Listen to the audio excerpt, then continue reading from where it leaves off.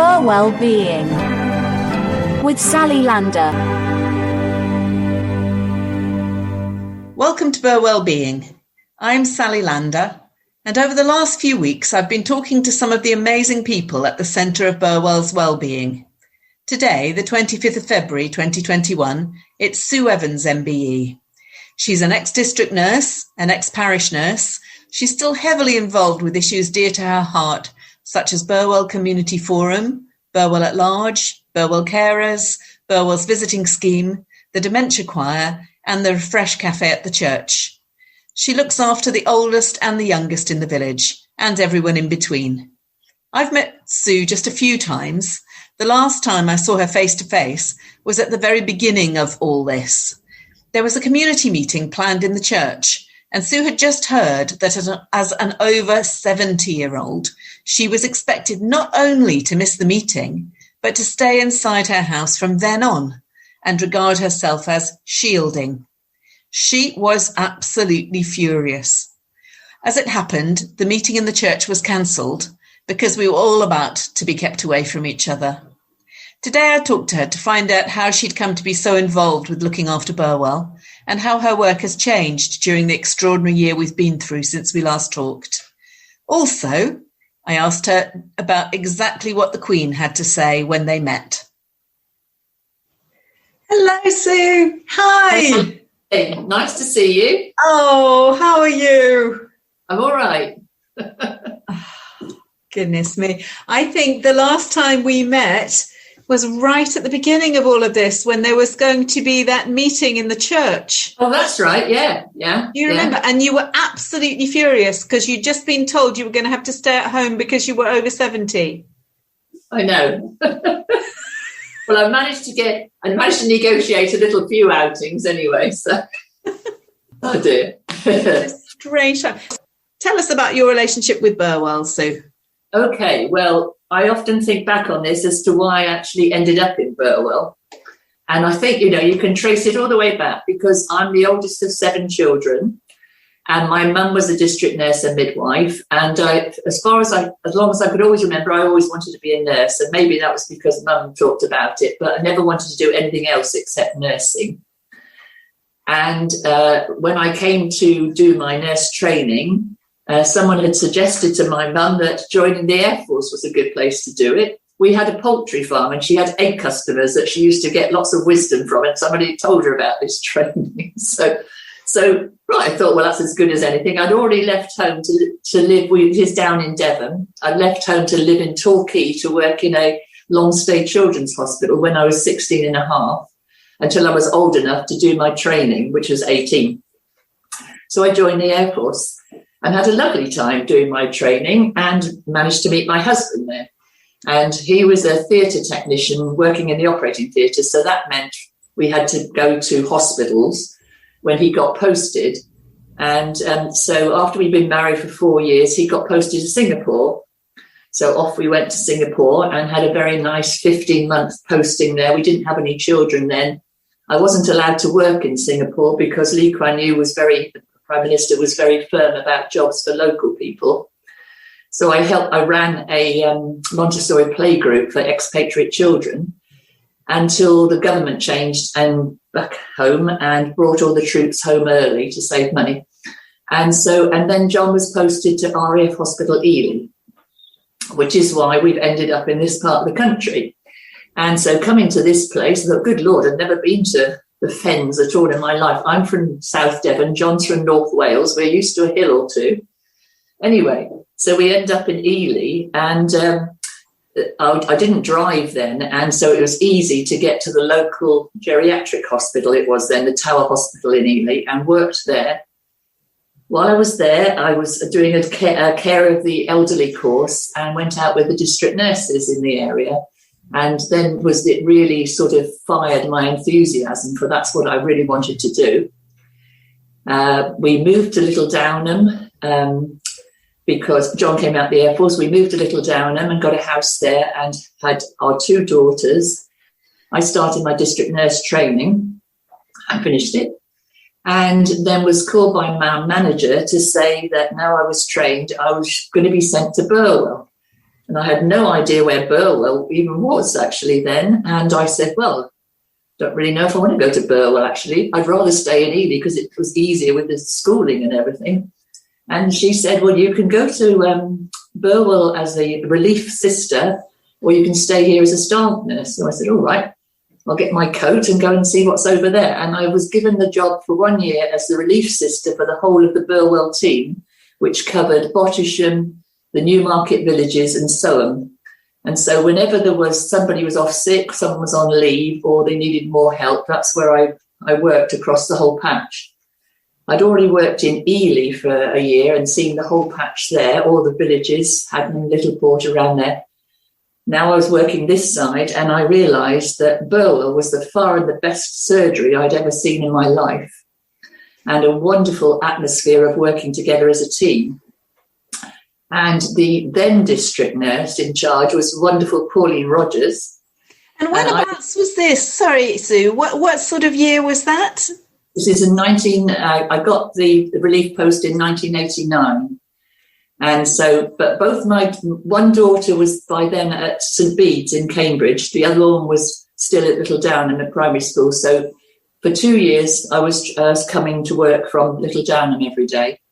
And the wonderful Pauline Rogers, who was district nurse in charge of the team then, she rang me up one night to say that the doctors had made her a very good offer to be a practice nurse instead of district nurse. So she was going to give her notice in the next day. And so I said, please give me time to get to the manager's office then. And I went straight over and said, please, can I be sent to Burwell? And so I was. And that was just how I ended up being in Burwell, a place I'd never heard of before. And it's been such an absolute joy working and then living. So we came to move into Burwell in 1991. So I was able to be a district nurse on the patch, which is quite an old-fashioned idea really these days. But it was just such a joy that to live where you worked and to become part of the community, to look at health in its much wider sort of context rather than just the medical and nursing aspect, but things that impacted on people's health, so we were able to set up some groups and things to help. Burwell surgery was a wonderful, wonderful place to, I mean, how many people can say that they enjoy going to work every single day of their lives, and it used to feel wonderful that I got paid even to go. So my relationship with Burwell is very special. I consider that actually God sent me here, and because I'm a Christian. And when I first went into Burwell Church and pushed the door open, and there was the lovely Ian Secret was the vicar then, I'd actually gone to the 8 o'clock Sunday service there so that I could go to church and then start work for the weekend. And he just boomed out, come in, come in. And I thought, I feel like I've come home. I think that I'm where I was then meant to be here. And it was a great opportunity to be able to use my nursing the way I did. So all these years later on, I'm still here, but retired now. So. Yes. So that means you don't do anything anymore, Sue, now that you're retired. Well, I was very lucky because I took... whilst I was nursing, there was something started within the church called Parish nursing, which is working with the church. And so I was so thrilled by that idea, I asked our then vicar, Stephen Earle, if I could go and explore it. So Burwell was actually one of the first 12 pilot sites to explore parish nursing. And so for a few years, I did just half a day a week as a parish nurse and the rest of the time as district nurse. And then when I retired from district nursing, I actually took on parish nursing for 3 days a week until I retired the second time at 65. So that's when I stopped having any sort of official role in the village. But is there a parish nurse now? Did somebody come to replace you? No, sadly we weren't able to recruit to that role now. There's still parish nursing going on. It's very, very slowly growing across the whole country, just very, very slowly. But not in Burwell at present time, sadly. But I've just been so lucky because it gave me so many opportunities to know so many people in Burwell. So now that I'm not anybody, I'm just somebody who lives here and part of the church and that. But I know a lot of people and people know me, and so they quite often ring me up just a bit of casual advice, and I can use my experience of things that from my nursing and those sort of days. So, yes. So I know just a few of the other things that you've done, but I'm particularly interested in if you could explain to us about the Dementia Choir. Well, while I was district nursing, two things really made a great impression on me. The first was carers, lay carers, husbands and wives and sons and daughters, and the wonderful, wonderful job they do, unsung, unpaid, unheard half the time, And so I became very conscious of carers. And there was a push from social services in the early 90s where they seconded a district nurse to go around the local surgeries and see where anyone was prepared to set up a carers group with help from them. And so Burwell said, yes, please. And so we set up our carers group in about 92.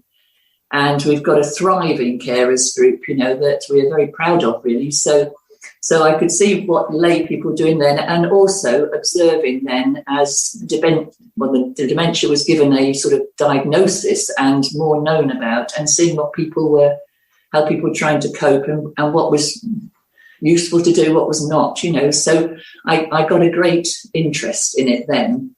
And as part of the things that we were doing while I was still nursing and parish nursing, we set up a dementia drop-in for people with dementia and their carers, so they come together. And so we originally started that in Ness Court, and then a few years ago we moved to Trinity as we expanded, so that carries on. And at the same time, while I was going to various things about dementia, I discovered a choir in Fulbourn, and that's sort of run on very specific lines. And so I went to observe it, and they were very successful and actually had a waiting list. And so people from Burwell couldn't join there. But then after a couple of years, the conductor of that choir said he retired from his work and said he would be very happy to help us set one up over here. So the Dementia Choir has been running for 8 or 9 years, I think, now. And we rehearse, we normally in times when we're not in lockdown, we rehearse in Reach Village Hall because it's got very good acoustics. And we normally rehearse for 6 or 7 Wednesday afternoons over every fortnight. And then we put a concert on to the community to sort of show people that what we've done. And it's not just a place where people who have got dementia are come and left. They come with their family member. So it's all couples of varying, husbands and wives, sons and mums, sons and fathers, And so the idea is that you have respite together. So there's something you can do together that's enjoyable. And it's wonderful. Singing is wonderful, so good for you. And you can remember so much, I learnt everything. I thought if I could have did my O-levels to pop songs or something, I would have done a lot better, because I still know all the verses to the pop songs that I learnt in the 60s. So that's the choir. And what kind of songs do you do? Is it a big mixture? A big mixture of songs that people would know. How fantastic! And what is happening with the choir at the moment? Well, we're on Zoom at the moment, so that's all right.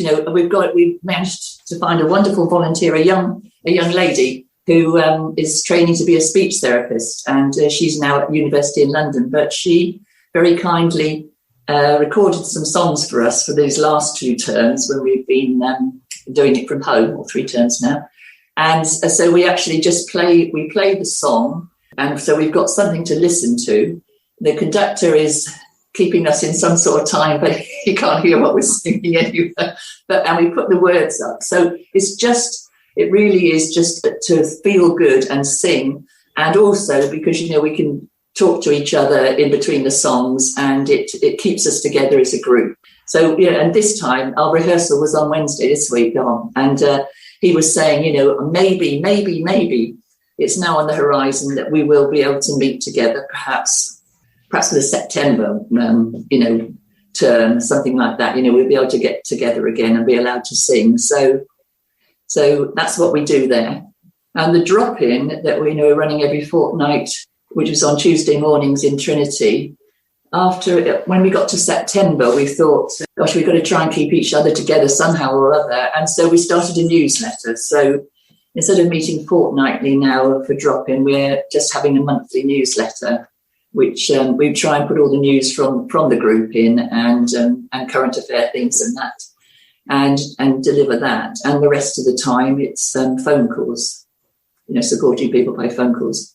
How can people find out about, and is it open for new people to join, both the drop-in group and the choir?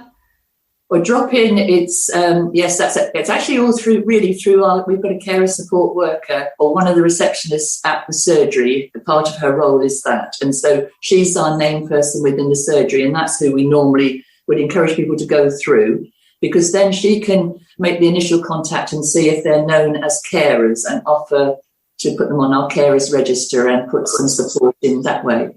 And then would refer on to myself. I visit people, did then, who would like to come to the choir to just see how they are and if it's going to be the right thing for them. And also we also have a dementia, a worker from Alzheimer's Society who does outreach clinics. And so that's another person who might refer people to us. So they know what's going on in Burwell. And it's all advertised through Caring Together, which is the overarching organisation in this area for carer support. So we have all our adverts there. So you would go on your browser and look for Caring Together. My parents think that you make the welcome pack for Burwell because they think that you brought it to them, which I think it's community forum that started that, the wonderful community forum that run Burwell at large, or have run Burwell at large, and it's them who sort of head that up. But we're still giving out those welcome packs. In fact, I just emailed my colleague who does the compiling today, because we're getting short of the leaflets to go in them. But I say I've just given out 4 in the last week. People are still moving into Burwell. And so we just try and keep our eyes open.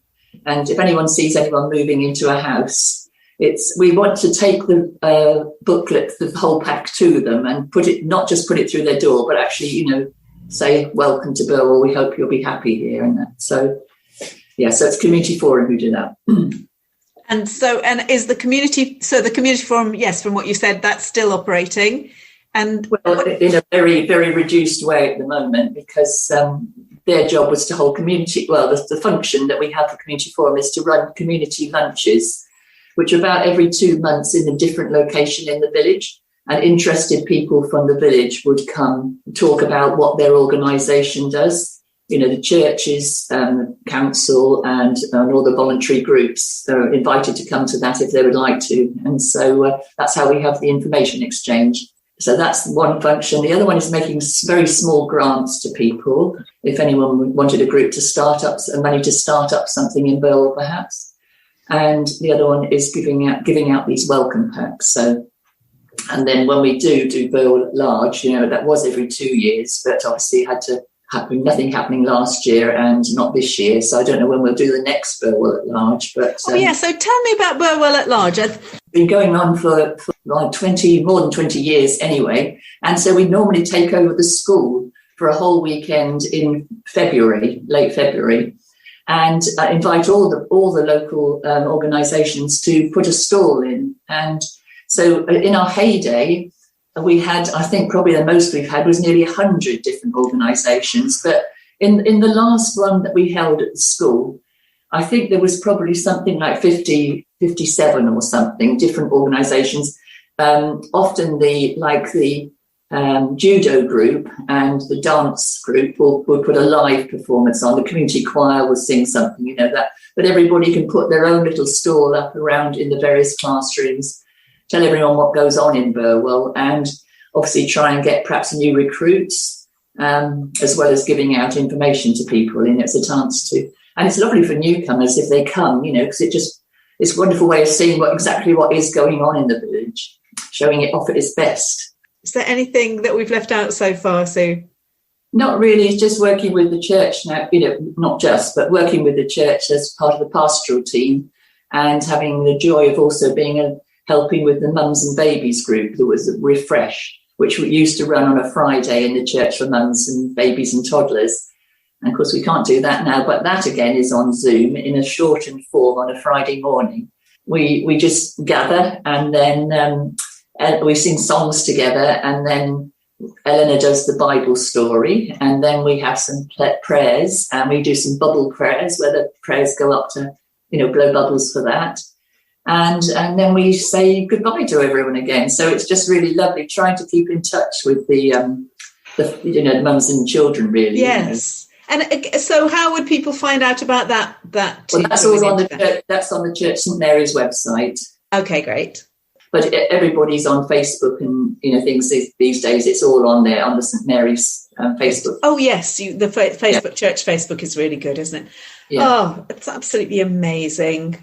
So, we've covered a lot really about how your various roles have morphed this year with the lockdowns. But how has it been for you personally?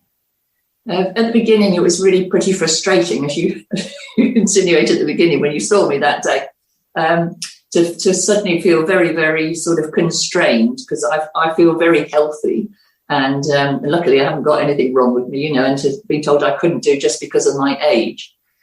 I am allowed to deliver Meals on Wheels, so that has continued. And the manager at the day centre, Ellie, has kept it to a very few numbers of deliverers. So it's only a few of us that are going into, and because obviously they're doing more meals because the people aren't able to go to the day centre. So that's been lovely. But the rest of the time, I'm just doing things on the phone plus, so much phoning now. We tried to keep people from church in touch with the Zoom, but those who can't, we're, taking on ringing them. And that's actually been quite a privilege, really, because, rather than just sort of saying hello, see you in church, we're actually having quite long, in-depth conversations with people now, as it's a year now that we've been ringing, really. So a lot of phoning, Sally, and yes, and also a slower pace of life for me, and so that's been a learning curve for me. How's it gone now? Have you got used to it?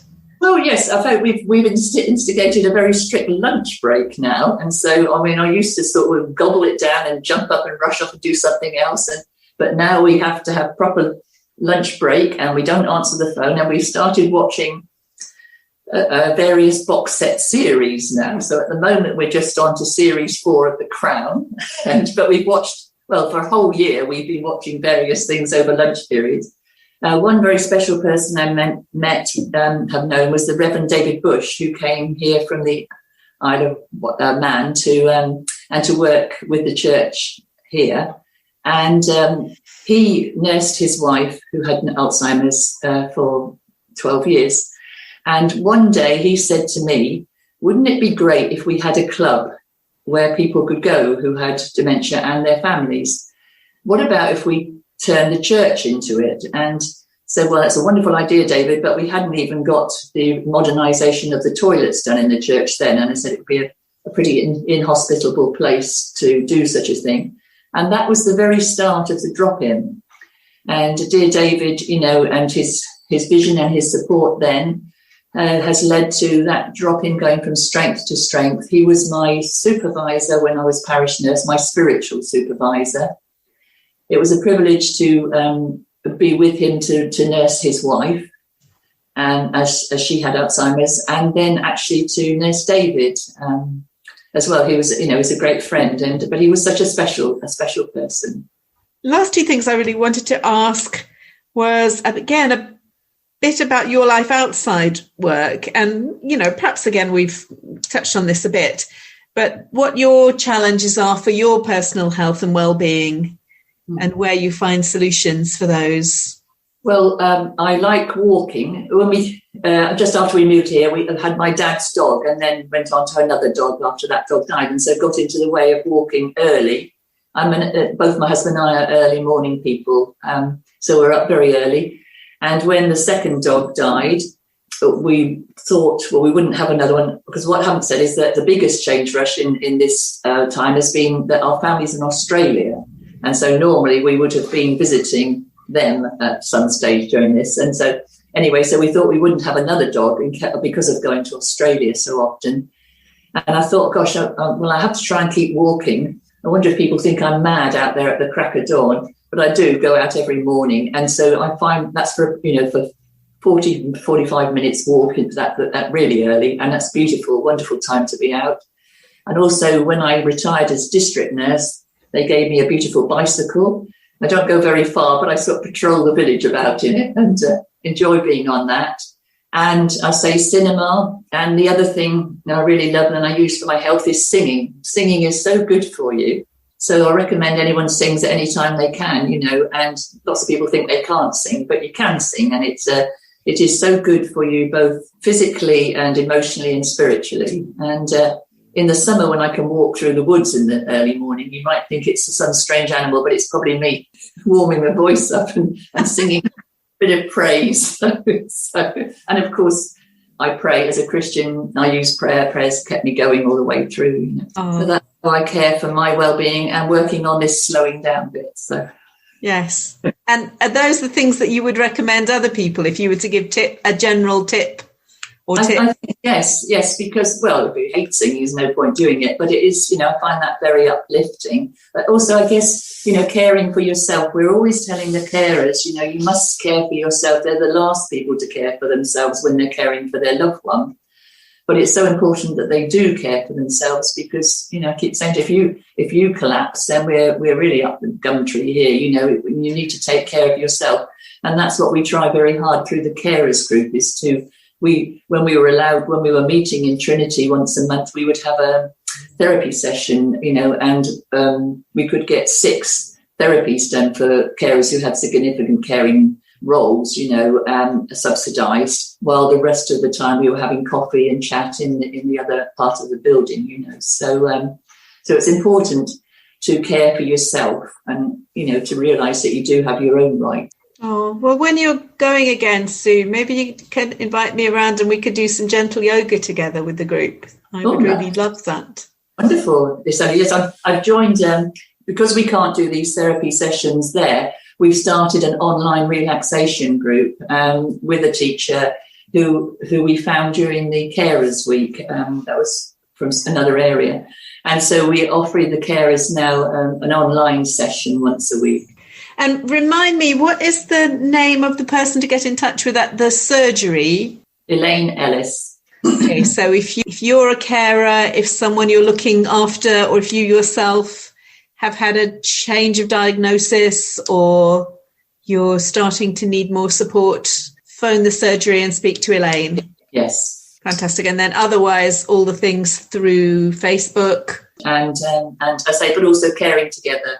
We advertise in that magazine, and we try to make sure that all carers receive a copy of that. Thank you so much, Sue. We've come to the end of our half hour. Let's say goodbye, and thank you so much for talking to us. Oh, I know. What is this I hear about an award, Sue? Well, I was very, very privileged to receive in, is it 2007 or... unexpectedly an MBE, and that was for services to nursing and the community, and really it was because of part of it was starting up the parish nursing in this area. That was wonderful joy, lovely. So you went to London and you went to the palace? Went to London, I went to the palace and I saw the Queen, and I was very lucky because you don't always see the Queen. No, I was wondering. Yes, it was wonderful to see her. And everyone says, what did she say? And she said, as you get near to your turn, you can see her equerry saying something in her ear for her. And so he obviously said, I understand you're a district nurse. And I said, yes, ma'am, but also working with the church as a parish nurse. I thought, must get that in. And she said, oh, how very interesting. Have you been doing it long? I said, yes, all my life. Well, not all my life, but yes, for many years, ma'am. And then then she sort of shakes your hand and gives you a little push so back you go. Don't turn your back on the Queen, curtsy, and off you go. And then the next gentleman came on, and he was given an award for bravery for repelling pirates off the coast of Somalia. And I thought, crikey, I got mine for a bit of nursing. Oh, fantastic. Thank you so much. Love to talk to you, Sally, and I hope people who listen to this in Burwell, if there's anything we can do to make it, it's a lovely life here, I think, in Burwell, but if we can do anything to help, please let us know. Burwellbeing with Sally Lander.